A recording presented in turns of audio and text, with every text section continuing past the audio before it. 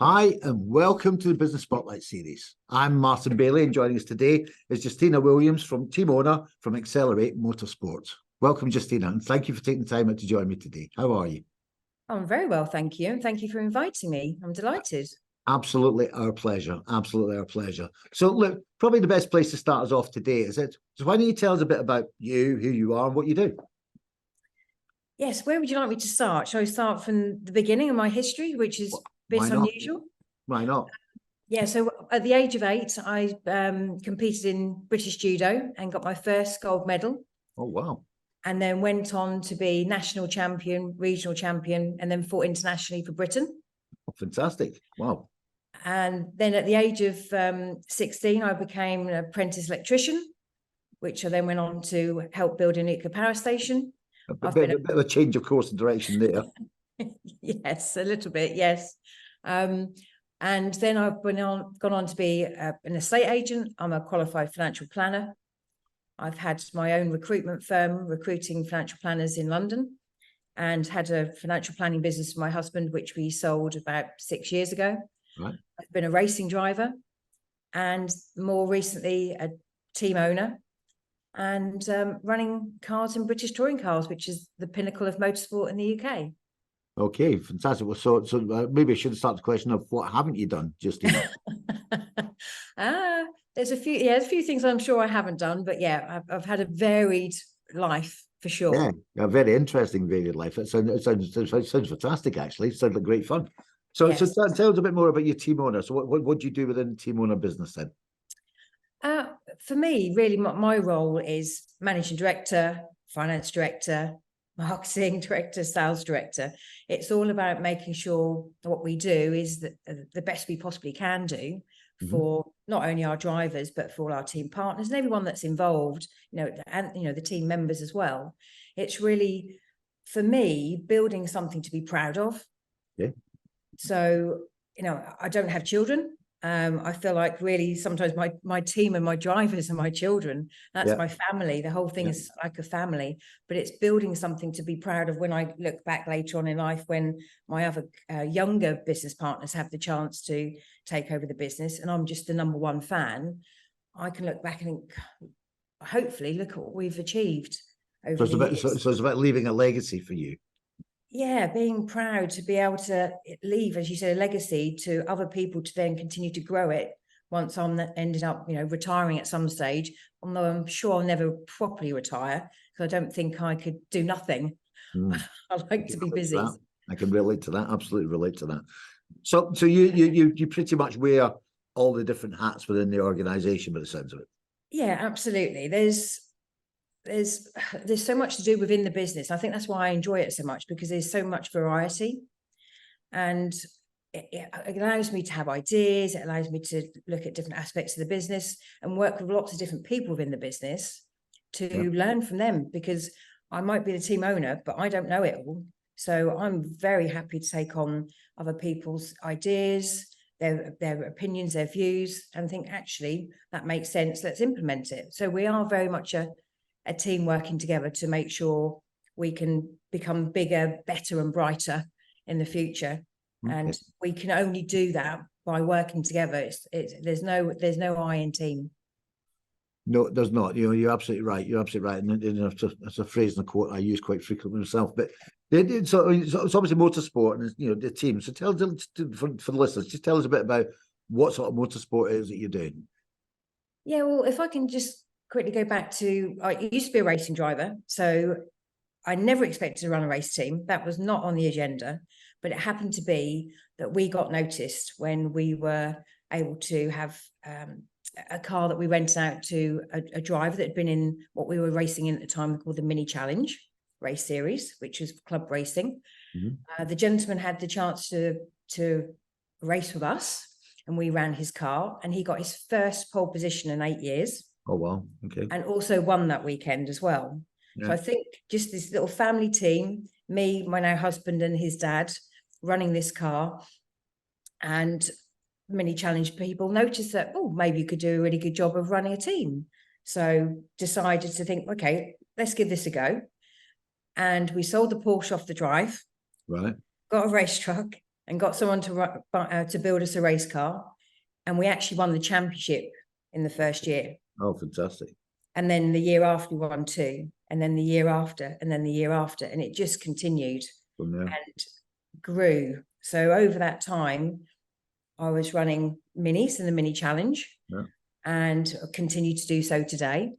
And we have the John Cooper Works, which is a very much the high-end mini, which is effectively a proper race car. Yeah. And I run 8 of those in the mini challenge. And then there's more of the, I suppose, entry-level Cooper class, which is still what I raced in. And it's a fantastic race car. It is really fun to drive. And I run 8 of those in the mini challenge as well. Yeah. And then we've also gone and had the opportunity about 5 years ago now to run cars in British Touring Car Championship. Oh, wow, okay, right. And we run Hyundais. We have 4. Oh. And I'm very pleased to say that in our 4th year, we won the championship with Tommy. Fantastic. Oh, well done, well done. And my understanding is no other team has achieved that in such a short space of time. Okay. So that puts you in good stead to push on from there and win it a few more times then. Oh, we'll be aiming to win again. We'll always want to be there, you know. And this year we've won the John Cooper Works class, we've won the Cooper class, and we unfortunately came second. Or that's still fantastic. We came second in the British Touring Car Championship. Okay, fantastic. We're there. We're always there at trying to be at the top of our game. Okay, so let's dig into that a bit. So what is it that you say? You know, because that's you growing your business. Because when these successes allow you to grow your business, get more, I suppose, I guess, more sort of funding coming in from sponsors and et cetera, to help you operate the business. So what would you put that success down to? What is it that's manifested that success? I think a lot of it has come with having a business background and understanding that without clients, you don't have a business. Yeah. So very much from when I ran my recruitment firm in London, I never advertised in 12 years. It was all word of mouth, repeat business, doing what you say you're going to do, looking after your client, making sure that they are so important in your business, the structure moving forward. You've got to look after your clients. And I think in my role in motorsport, it's business first. Yeah. And it's sport second. Okay. That's, I think, maybe where I understand that all these sponsors, or as I call team partners, they need to be looked after. They need to get a return on their investment. And that means a lot of hard work behind the scenes from me. So what sort of things do you put in place to look after them? What sort of things to keep them engaged and keep them, supporting you? What sort of things do you do? Ideas is... always trying to be ahead of the game, trying to think of things that are interesting and different that nobody else is doing. So we've got a story. I love to have a story. So so a good example is when we had the MGs initially, when we first bought the cars for touring cars, we got to a point of wanting to, they need to be rebuilt. They're old. We just bought them so we could get the licenses with the cars so we could race in touring cars. And we could have gone and had another team build us cars. It could have been, and have their cars rather than let's build our own. Yeah. To me, building our own cars, which we've never done before, and the cars we chose, which were the Hyundais, have never been on the grid before. How much more of a story is that than getting another team to build our cars, which effectively helps advertise them? We want to be trying things which we may fail at, but we're going to give it our best shot of making it a success. And we did. The cars ran almost faultlessly, and yet we'd never built our own cars before. So 2 things. I don't want to dig into the comment you just made there. So we may fail at. So how do you look upon, because failure, in business, business owners' biggest fear is failure. And it can be the biggest thing that holds them back. So how did you view failure? I mean, how did you view we may fail? How did you feel about that? What was your mindset like? I think for me, it's very much, as long as you learn from your failings, if you take something away from it, and also for me, as we'd never done it before, there is a very good chance that something's going to go wrong. But I'd rather take that risk. And I'm sure the failings wouldn't have been massive, but we would learn from them. And then next time the car would run faultlessly, not almost faultlessly. Yep. And we'd have a strong car, a quick car. So it's the case of, that's that challenge, really.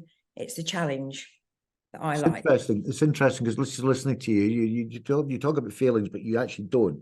But what you basically say is the learnings.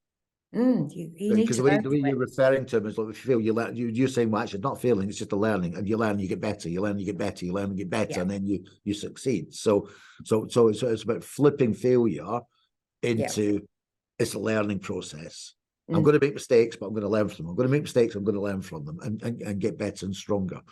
And then the other thing you talked about there was about your story, and it comes across very clearly to me that authenticity seems to be very, even though you not use that word, authenticity seems to be quite an important factor of you and your team and what they do, because you want to do your own story and create your own identity rather than somebody else's. Is that a fair reflection? Yeah, and also thinking about all the people that make it happen, all the people are working with us to allow us to go racing, because racing is expensive. Yeah. But what I'm here to do is help people promote their business, grow their business, get seen. And then behind the scenes, I said, the ideas is so important to be ahead of the game. And another thing was we had an engine that we could have continued with, what they call the championship engine. And again, we could have followed, and I decided, well, how about we do our own engine? Again, it could fail. It could be a very big investment of time and money, but I wanted to do something different. I didn't want to just follow the crowd. So again, I'd rather take the risk of failing to try and do something that I can see could be a big story and help us grow and be quick on the track. And again, bringing that story, having some ability to be able to sort of showcase ourselves, really, that we've taken that risk again. Yeah, it sounds like you've got this desire to disrupt. I like to be different. And when I say disrupt, I mean it in a positive way. You like to disrupt the norm. You want to disrupt what's going on in a little bit the motorsport market, and rather than follow the mass, you want to lead in a direction that gives other people encouragement to do the same. Yeah, absolutely. And we do, behind the scenes, I do a lot of work for all our team partners, but in particular, Bristol Street Motors. We have a brainstorming session, quite regularly throughout the year, and we have meetings each week to just keep on top of things. And we do that with other team partners as well, like Draper Tools. So all those things of keeping the ideas running. And one of the ideas we had last year was having a fan zone, because motorsport is great, but really we should be focusing on the fans. And then the fans in turn will become an advocate for all our team partners, because we're involving them. Yeah. So how about we had a fan zone? Okay. We did it. And it was our first year we tried it. And it involved allowing all the fans to come and see the drivers, be involved in a Q&A, live streaming the Q&A from the hospitality unit, and come and get all your signatures done. And it was absolutely incredible seeing all the fans come to our stand and loving the fact that we're involving them. Whereas often it can be that they don't feel that they're being engaged with. Them and us, and I get that. I can see that. The ones that came to be with us on the stand absolutely loved it. So we're going to go bigger and better again next year. What's interesting, you're very clearly applying business principles to the motorsport business. I mean, you're saying, well, actually, look, what we want to do is create raving fans. So to create raving fans, we need the fans to be engaged and involved in what we're doing. We need our partners to be engaged and involved with what we're doing. And it's very much you're marketing to those people to grow the fans and grow the partners to grow the business. Absolutely. And the other thing that strikes me is go back to an authentic style. Yes. Which is quite an important word these days. People talk about authenticity. being really key, and being you, and being seen, and what you stand for, to be authentic. Yeah, absolutely. It's I think it works very well for us. And again, I want to be true to myself. I am who I am. I've had a interesting upbringing, some of which I didn't discuss earlier, but some of the things I've gone through in my life, I feel I don't want to be held back. I don't want to hold myself back, and no one else is certainly going to hold me back. Yeah. I want to be very happy, and just be happy that once I've gone through my life, I haven't been a horrible person. Yeah, I believe in yourself as well. I know that I've actually done what I feel is right. And I've been treated badly in the past, and I don't want to do that. That's not who I am. No, so that's where the authenticity the driver's coming from. But I think that the other thing there is there's very clearly, a lot of self-belief. Yeah. You've got a lot of self-belief. Let's take this risk. We can do this, rather than, well, actually, what if this goes wrong? It's like, well, no, let's not consider that. Let's consider the fact we're going to do this, and we'll deal with whatever goes wrong as it goes wrong, and we'll get there. Yeah, and I think that's from self-belief. Yeah, and that self-belief, actually, I wish I knew who the person was, but many years ago, actually, when I was an apprentice electrician, I nearly gave up, because it was a very tough time. Probably wouldn't believe some of the things that actually did happen to me at that time. And I walked away and was going to actually give up. And this chap said to me, and I wish I knew who he was, "Don't give up. It's exactly what they want you to do. They don't want you to succeed. They want you to fail." Yeah. And I went home that night thinking, do I listen to him, or do I give up? And I actually listened to him.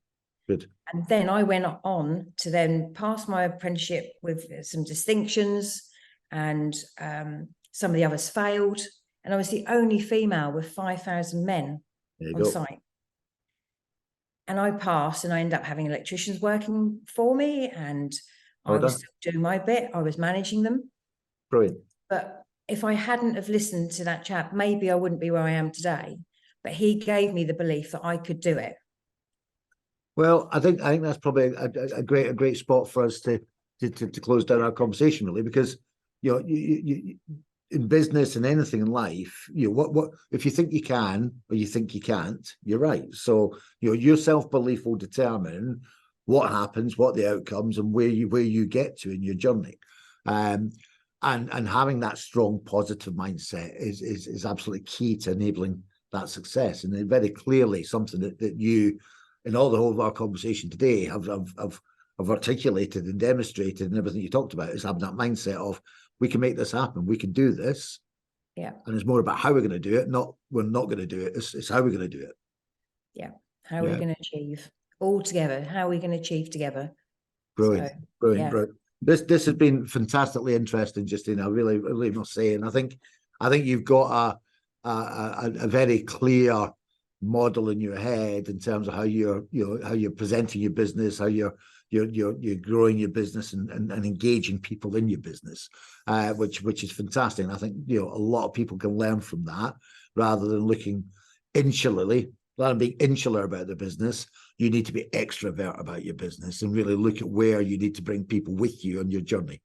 Absolutely. Which clearly you're in the midst of doing.